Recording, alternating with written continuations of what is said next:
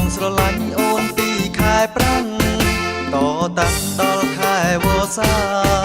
មិនឃើញបងចូលដល់ដូនតាបើអើយបងយកប្តី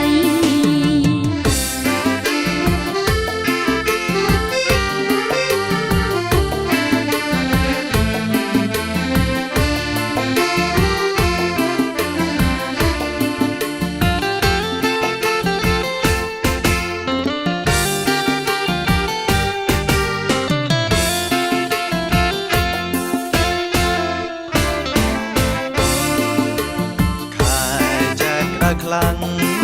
បើអើយខែប្រាំងក្តៅហើយក្តៅស្ទើរបែកផ្សែងបើអើយកំពីពូយតាអូនស្រឡាញ់បងពីខែប្រាំងតតាំងដល់ខែវស្សា